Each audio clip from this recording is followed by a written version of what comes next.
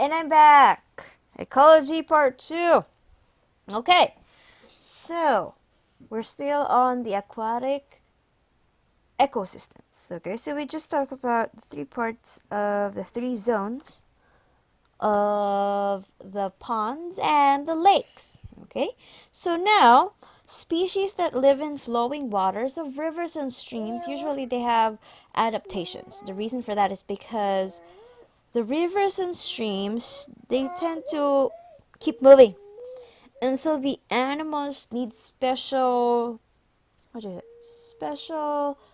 parts in their body to be able to keep them from being washed away by the rivers or the streams. So example would be some freshwater organisms have hooks, or some of them they have suckers that would allow them to grab something, to grab the ground, or the soil, or grab plants. Okay, and a lot of them are strong swimmers.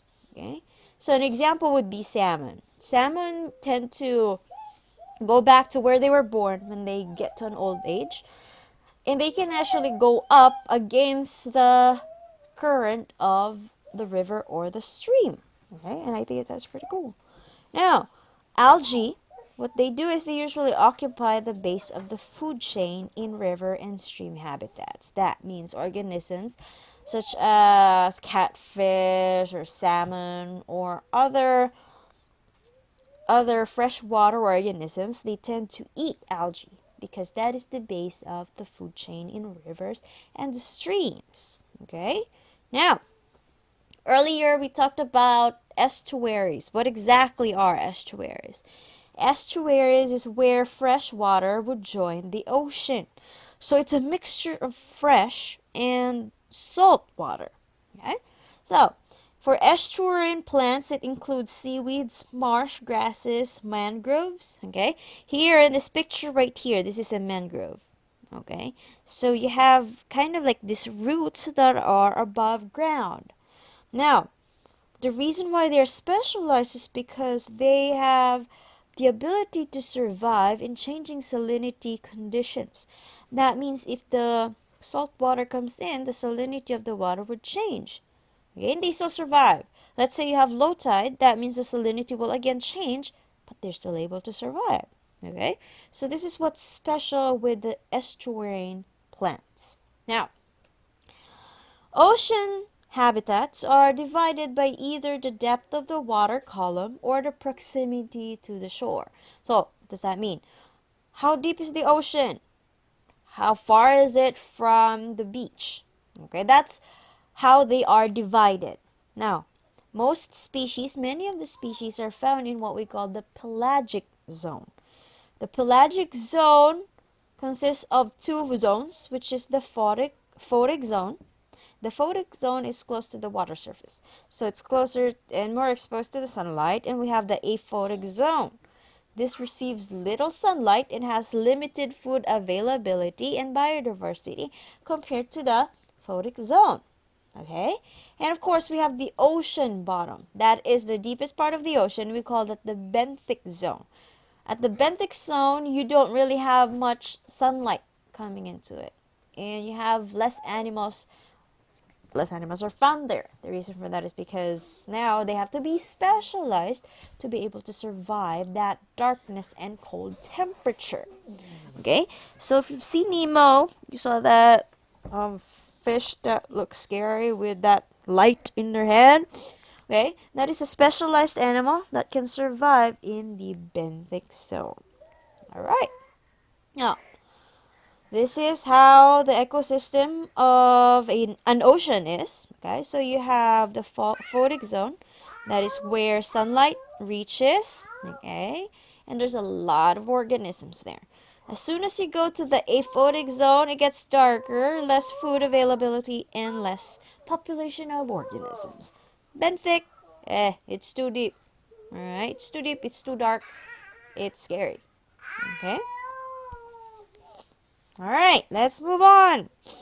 So that is the ocean. Okay, so here we go. Here's more zones for the ocean. Okay, intertidal zone. Tidal. Okay, that means that's where the tide occurs. Yeah. The intertidal zone is closest to the shore and it's exposed to water and air. The reason for that is because you have the change in tides. So let's say you have high tide, that means that particular place, that particular zone, is exposed to water. As soon as the tide goes down, then it starts to become exposed to air. Neritic zone, okay, it's the underwater marine habitats, but they are near the coast. And they have the highest level of nutrients in the ocean. The reason for that is because we have what we call runoff. Okay? So, the runoff allows the neritic zone to be very nutritious. It has a lot of nutrition. And then finally, the farther you go out, the farther you are from the shore. Then, and the deeper you go, then we get to the oceanic zone. Alright? Okay, let's move on. Let's talk about material cycling. In the planet Earth, what happens is you have what we call cycles.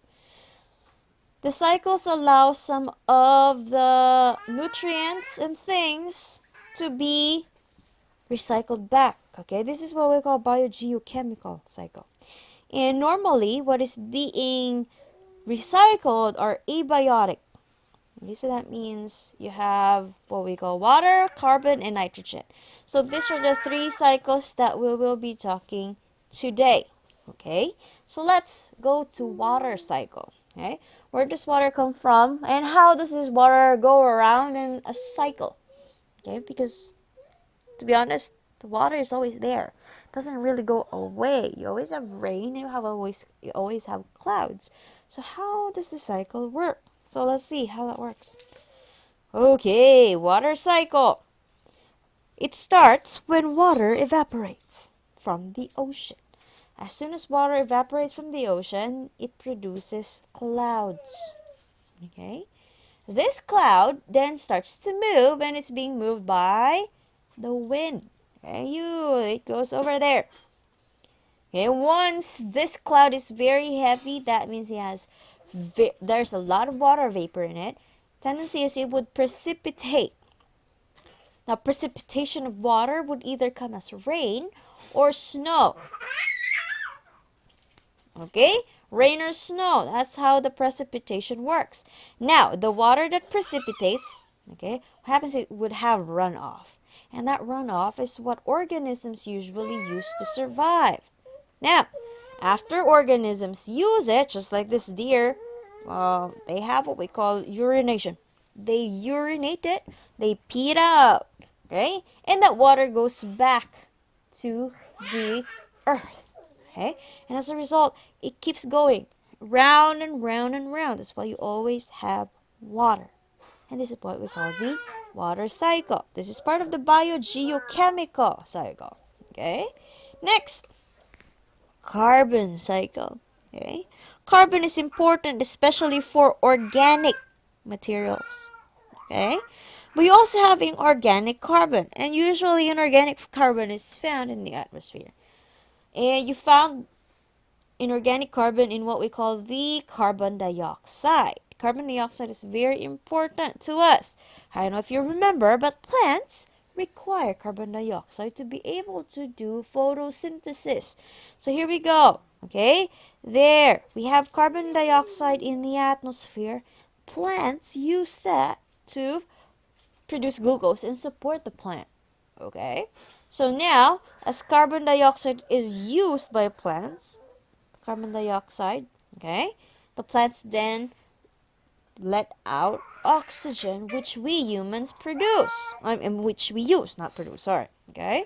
So, well, when we exhale, what do we exhale? We don't exhale oxygen, right?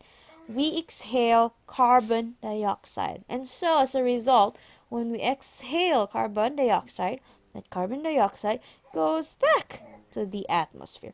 So it's a cycle. Okay, it goes round and round and round and round. Okay? And then we have what we call, oops, sorry, typo. Change that word carbon, change that to nitrogen. You know what? I'm going to fix this before I print it. Okay, so don't mind this. That will be changed to nitrogen. So now we're going to talk about nitrogen cycle. So what is nitrogen cycle? First off, you have nitrogen in the atmosphere. That's natural. Okay? For us to be able to survive on this planet, we have to have nitrogen in our atmosphere. So you have nitrogen in the atmosphere.